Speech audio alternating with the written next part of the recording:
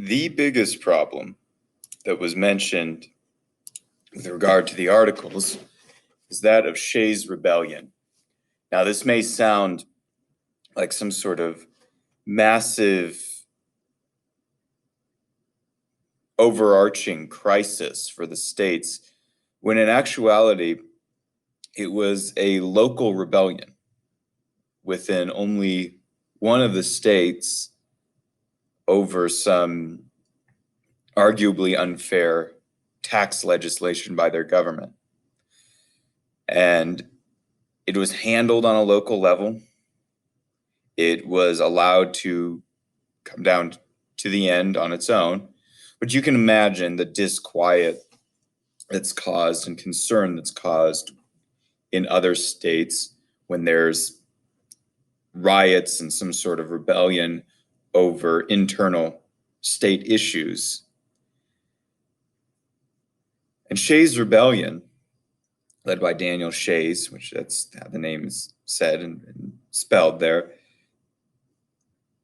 is the tipping point, the catalyst that leads certain elites like James Madison to push even further, this time successfully, for another convention in order to amend the articles, when in actuality the convention will lead to a new constitution greatly empowering a national government and demonstrating that the generation of men in 1789, although they are some of the same individuals, are of a different spirit than those of 1776, the Continental Congress that wrote and produced the Declaration of Independence. So we see revolution and counter-revolution taking place. But Shays Rebellion took place from August 1786 to June 1787. And now we see that we're leading into the time period of the summer of 1787, the Philadelphia Convention or the Constitutional Convention. So Shays Rebellion takes place right up into the time of the Constitutional Convention. And it's very much in the minds of some of the people. Now, the rebellion was seen as an uprising of poor farmers who were in debt and decided to fight back against the holders of the debt and the documents of the debt, namely the courthouses. And while that's somewhat true and was the story held for a long time, for some good reasons, that understanding of Shays Rebellion has been adjusted. Sometimes people ask, does history change? And the answer is yes or no, depending on what we mean. No, the actual events do not change. What happened in the past does not change, but our understanding of it can. And the study of history can yield new information, new documents, and there's so much information at points that can still be discovered. And this book by Leonard Richards, Shays Rebellion, The American Revolution's Final Battle, documents that theory of Shays Rebellion is actually not fully true. It's not really the full accurate picture of what was going on. He writes, the notion that the Shaysites were poor farmers hopelessly in debt, a notion that appears in scores of scholarly books, as well as every American history textbook, accounted for only a minority of the rebels. The standard story made little sense. And so the conclusion of this book was that Shays Rebellion was actually a more principled stand against the government policy and tax policy in particular of a local state, in line with the American Revolution, more so than just poor farmers rebelling. That was part of it, but a lot of these farmers, they weren't poor. They were making what they believed to be a principled stand against their government's tax policy. So previously, Shays Rebellion is understood as a revolt of poor farmers in debt. Recent research has corrected this understanding that Shays Rebellion was actually a serious revolt against the government of Massachusetts, centering around what they believed to be unfair tax policy.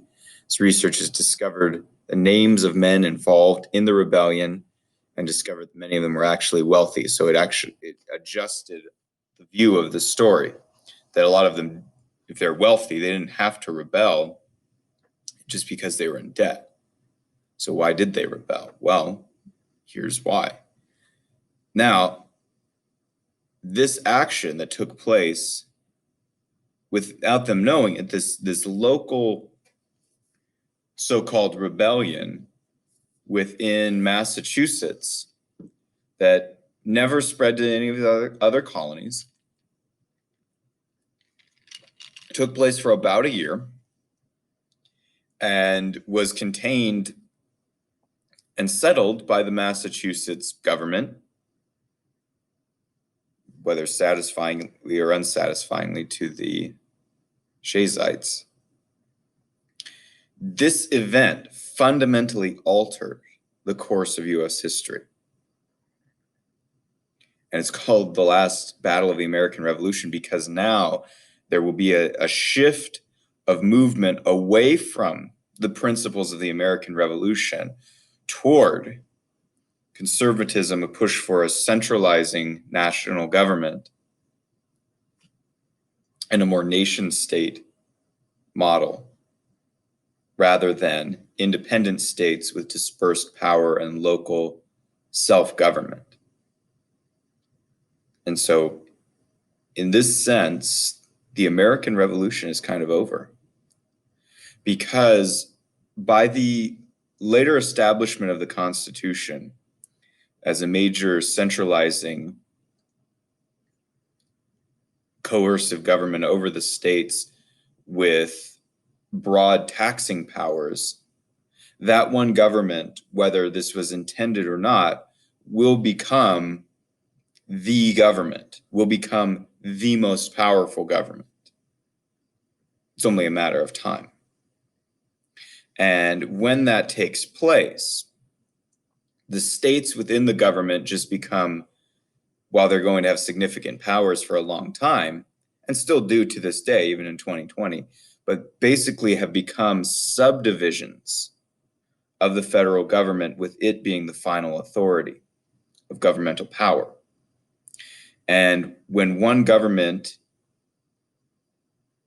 is the final authority over governmental power, the power is not limited. The government is not limited. The taxing power is not limited. The printing power of government is not limited. The war powers of government aren't limited. The lawmaking power of government is not limited. And it also creates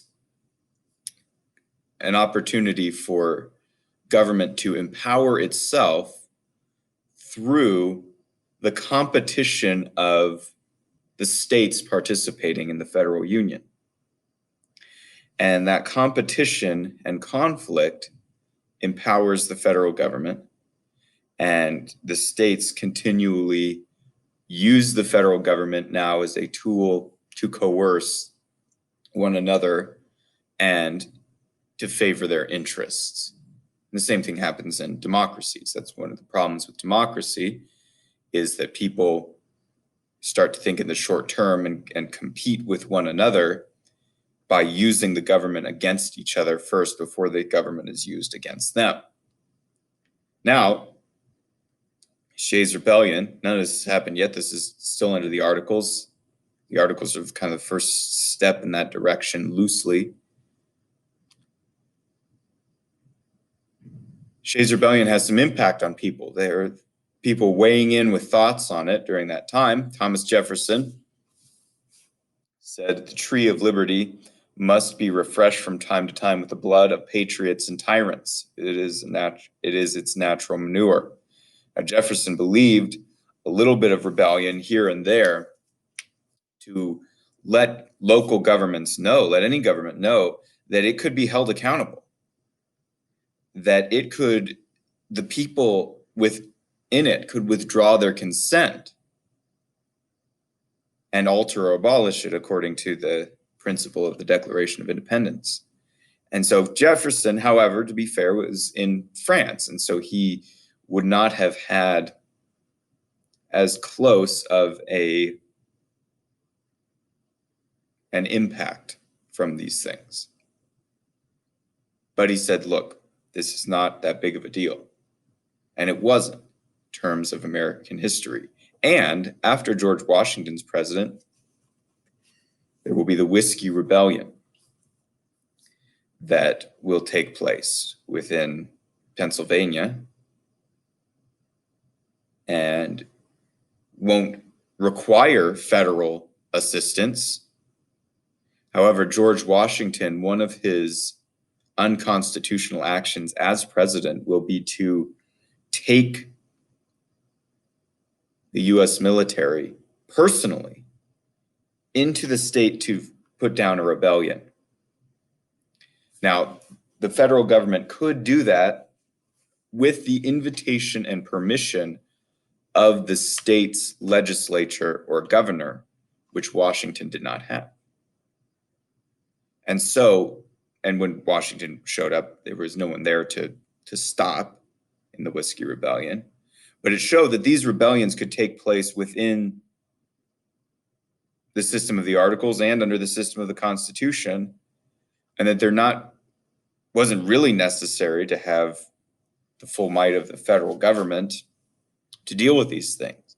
However, this is probably the most crucial point, is that these things frightened and worried George Washington. Washington, as he's hearing about these events, Shays Rebellion, and he knows that the government, the Congress of the Articles, has no power to intervene, has no authority to intervene. He wants it to be stopped. And since the government of Massachusetts to Washington seems impotent, powerless, he believes that this could spread to other places in the Union and in the states, and that they would destroy themselves. And so Washington, as he's hearing about these things, as he's gone into retirement, decides to come out of retirement in order to help respond to these events. He writes to his friend Henry Lee in a letter concerning the level of influence the Articles of Confederation government has over the states. He says, "You talk, my good sir, of employing influence to appease the present tumults in Massachusetts. I know not where that influence is to be found, or, if attainable, that it would be proper remedy for the disorders. Influence is not government. Let us have a government by which our lives, liberties, and properties will be secured, or let us know the worst at once." Now, Washington brings up some good points. And notice his life, liberty, property formula there, following John Locke and Thomas Jefferson. And he says, look, if uncontrollable mobs are just able to revolt against these courthouses and do whatever they want, then that means life, liberty, and property cannot be secured. And if it can't be done by the government of Massachusetts or any other state, Is there a government that can secure it? And Washington said, no, at this point there isn't. Now, that assessment of Washington's may or may not be true, but that's how he was thinking about it. He said, this is influence is not government.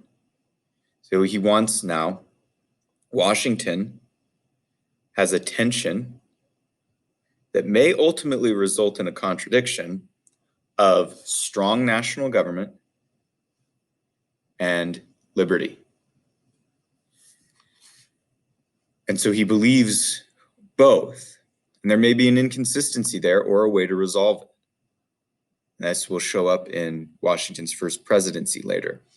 But now Washington will go to the Philadelphia Convention. And the year before, 1786, September of 1786, a year before the Constitution will finally be finished, there was the Annapolis Convention in Maryland. And the Annapolis Convention is a convention nobody's ever heard of because nothing happened. No one showed up.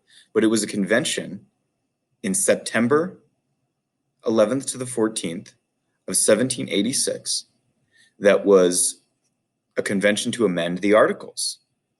The Philadelphia Convention is a convention a year later, in about May of 1787, to amend the Articles. No one shows up to the Annapolis Convention, but people show up to Philadelphia Convention. And why do they show up?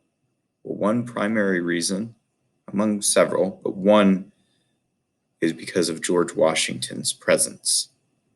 This brings legitimacy.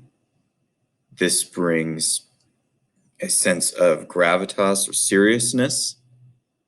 And now Washington will preside over the Philadelphia Convention, which also was said to be a convention to amend the Articles of Confederation. However, it will produce a new document that will be offered to the states, giving a new federal government sweeping powers over the states, especially compared to the Articles. And it will have the stamp of approval of George Washington, which will be a huge selling point for the states to ratify the Constitution, especially Washington's home state of Virginia. And so just the presence of this one man will be incalculable in its importance.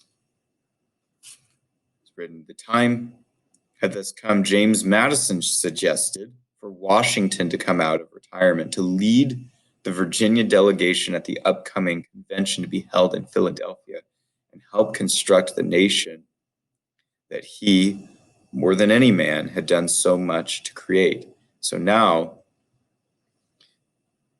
the United States, the states that are united, independent states that are in a confederacy, are on their way to becoming a nation state, rather than 13 independent governments in a confederacy. James Madison writes in his Vices of the Political System, which is a good read and brings up some things about the Articles of Confederation. However, a lot of his concerns never materialized. They were theoretical, not historical. And Madison, though a genius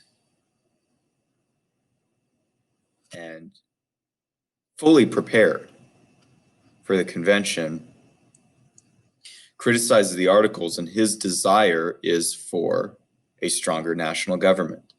And he is the driving force behind a lot of this, calling on George Washington, organizing the convention, taking the notes of the convention, debating at the convention, talking with people, all these things going on. And Madison shows up with a plan that many of those things do show up in the final product of the Constitution. But he wrote of the need of some government to control the states.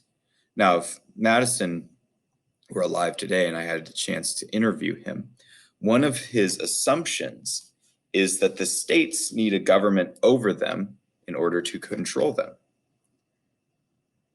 And a lot of people presuppose that as well. My question to Madison at that point would be, if that presupposition is true, then wouldn't the governments of the world need a government over them? Just like the governments of the state needed one government to rule them, wouldn't the governments of the United States, Britain, France, Spain, and need a government over that? Wouldn't you eventually have to have one government ruling over all the other governments of the world if this presupposition is true? But he wanted the government to actually be able to enforce what it asked for. He says a sanction is essential to the idea of law as coercion is to that of government. The federal system, being destitute of both, wants great vital principles of a political constitution. Under the form of such a constitution, it is in fact nothing more than a treaty of amity, of commerce, and of alliance between the independent and sovereign states. Yes, that's what the Articles of Confederation was supposed to be. That's what the Constitution was also said to be, is that it was a treaty of peace and friendship between the states, that they could have commerce with one another, that they could possibly establish free trade with one another, that they could have fight together if necessary in a common cause or a war with one another. That's what a confederation is, while maintaining their independence. Madison, being involved in watching the government of the Articles, becomes frustrated with its inability to coerce the states, and he recognizes you need sanction. You need to be able to bring consequences, and that government, the central idea of government, is coercion. The use of force, use of violence, in order to back up what it does, what it says. So coercion is the central idea of any government. Now, in order to decide what a government should be and do, any individual in their political philosophy has to decide, when is it okay to apply physical force? When is it okay to apply violence? When is it okay to apply coercion? And that will, if followed consistently, lead to a certain view of government. That will lead to conclusions on what you believe government is able to do. And so Madison wants the national government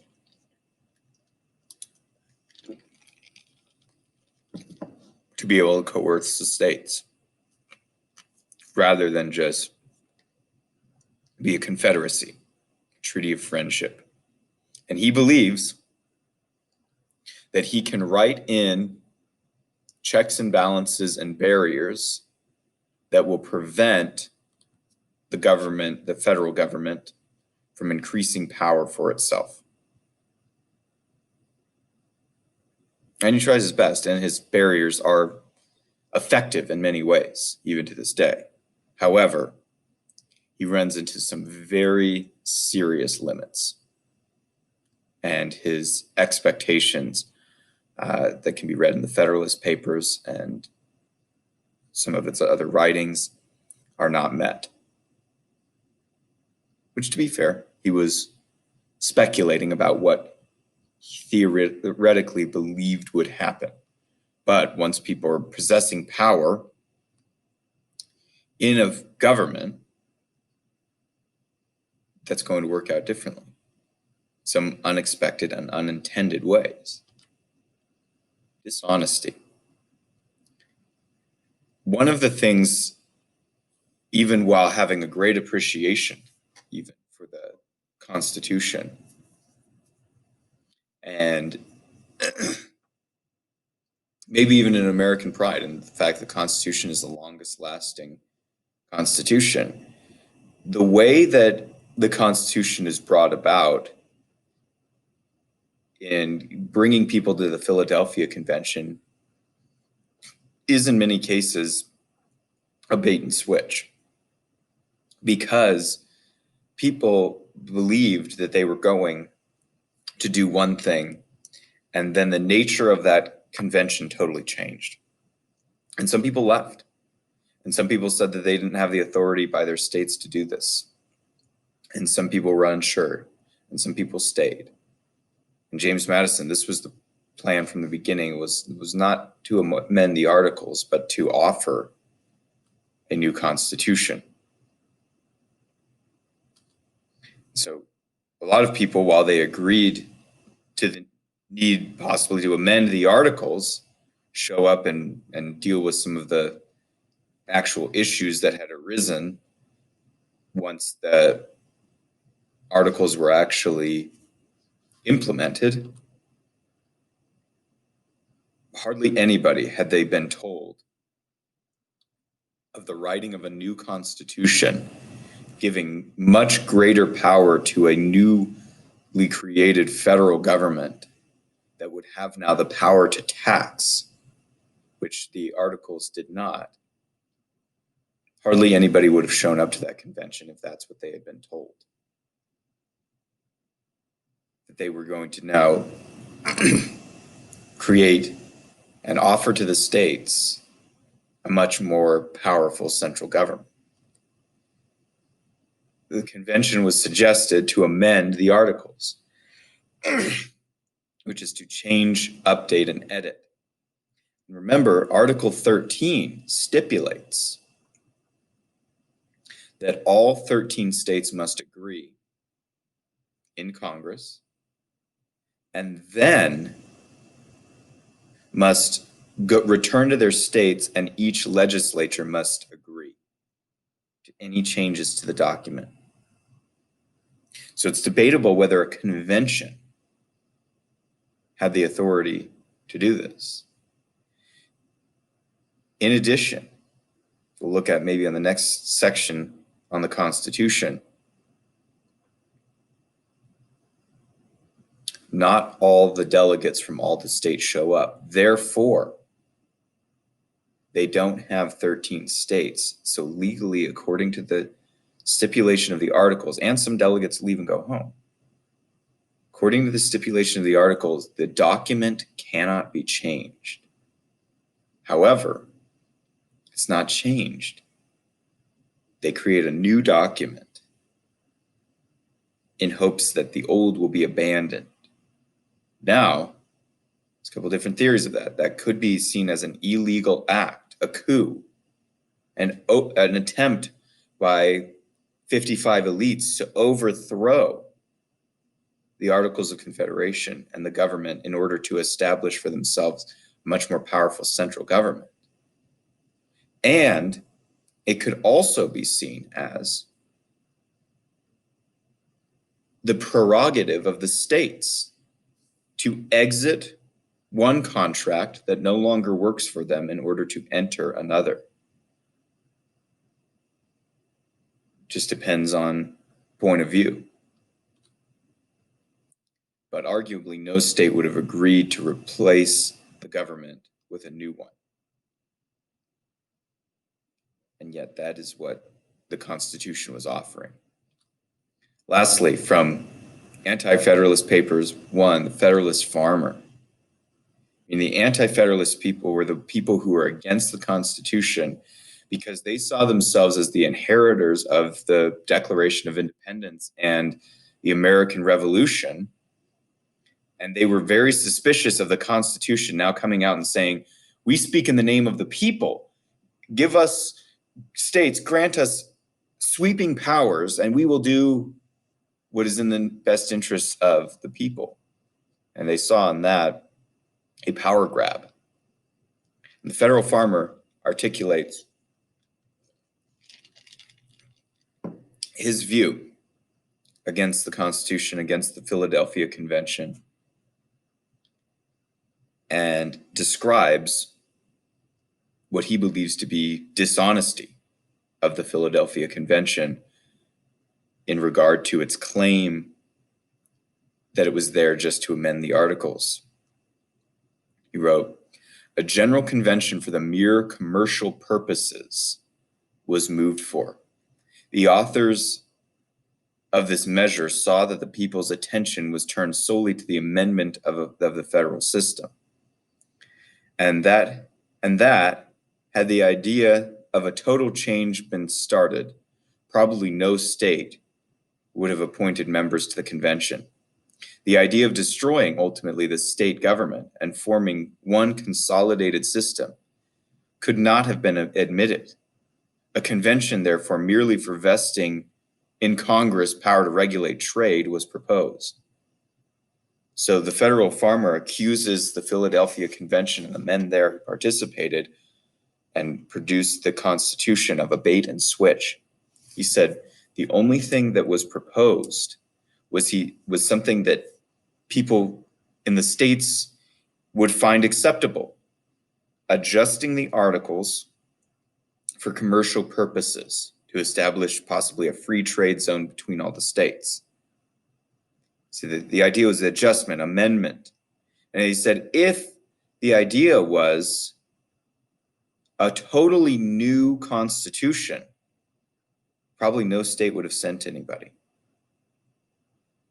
And he said the idea of destroying the state government and forming one consolidated system would not have been accepted.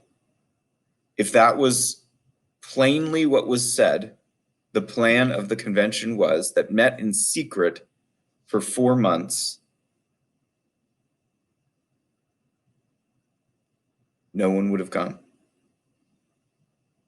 So did the Articles fail? Debatable. It depends on what the view of government is. It depends on what the expectations for government are. It depends on what the expectations for the Articles were. If they were a treaty of friendship between the states, and do we see progress in many ways during this time? Yes. But could they coerce the states? No. And so for those who view federal government as a coercive monopoly over the states, then it does fail on that count. So the Articles, this little known time of American history, is hugely important in the transition from the American Revolution to what has been called the Counter-Revolution, and becomes the stepping stone for a more powerful national government under the Constitution. It also sets the context for what to expect of a written Constitution, what the role of the states were, and the state's ability to join and unjoin in association with other states according to their own sovereign political will. And so these are important moments moving forward in the study of American history, government, and the Constitution.